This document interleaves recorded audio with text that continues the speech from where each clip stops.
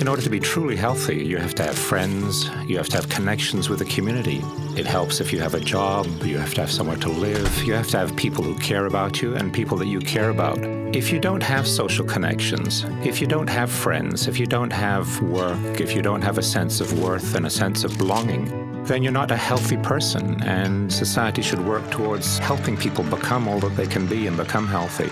And that's what Laing House does, enable young adults who have mental illness to become truly healthy in the widest sense of the word. In a lot of the chats I've had with various members, I've been so thrilled to hear how their relationship with one another has helped them in their journey so much. One member, he shared with me how he was struggling with a lot of side effects with his medications. He finally shared it with another member, and the member said, "Oh, I had that problem too, but you can do this and it fixes that problem." And he said it just gave him freedom and was a lot easier. Madness is ambiguous at first, but then terrifyingly clear. The lowest moment in my life was the morning it was a certainty to me. A SWAT team of doctors converge as if I'm a car accident, and my social relationships start to evaporate. Incapable of feeling stress anymore in regards to school, end up dropping out of university. Dishwashing is my identity. Dropping out is my identity. Start going to Laing House more often and existing in the community. There is a community, apparently. Accepted to art school, finally.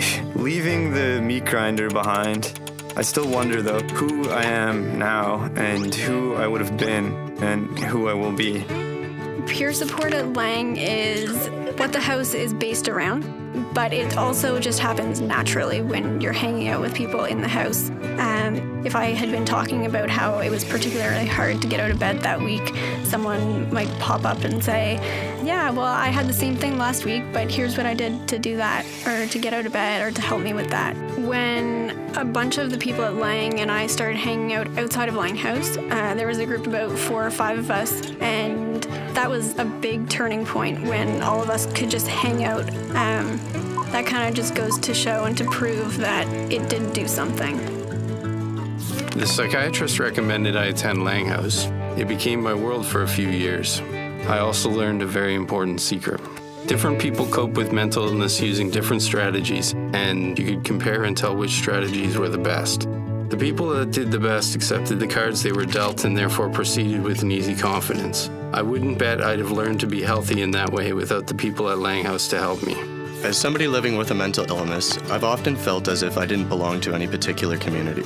Being a peer supporter at Laing House means more than getting something back from Laing House. It means being able to give again.